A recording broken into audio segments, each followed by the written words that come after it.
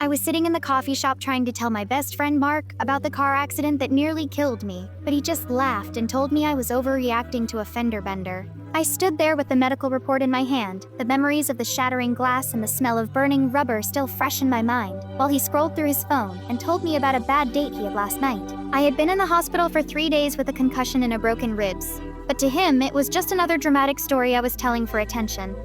I felt a cold, hollow sensation in my gut as I realized that the person I had known for 15 years didn't actually care if I lived or died.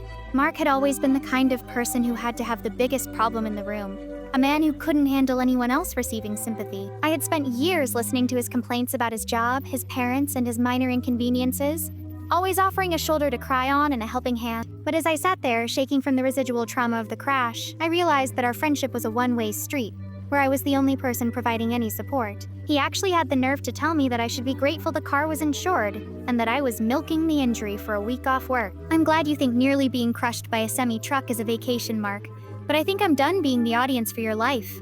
Setting up and grabbing my keys. He looked up from his phone with a look of fake innocence and told me that I was being too sensitive, and that he was just trying to lighten the mood. He actually tried to stop me from leaving by telling me that he needed a ride to the airport next weekend, as if my car hadn't been totaled 48 hours ago. I felt a surge of adrenaline that made my vision blur, a realization that I had been keeping a parasite in my life for over a decade. I didn't answer his calls for the next month, and I spent my recovery time focusing on my physical therapy and the people who actually showed up at the hospital with flowers and food. I realized that by cutting him out, I was finally able to breathe without the weight of his constant negativity and dismissiveness.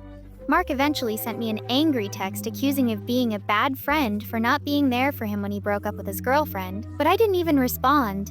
I just deleted the message and blocked his number, feeling a massive sense of relief that I was finally free of his ego.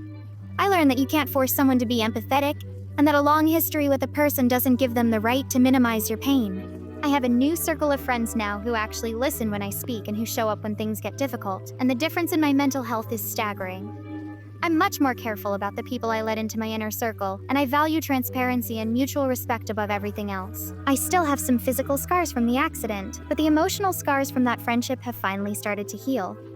I'm doing great, and I've realized that being alone is 1,000 times better than being with someone who makes you feel invisible.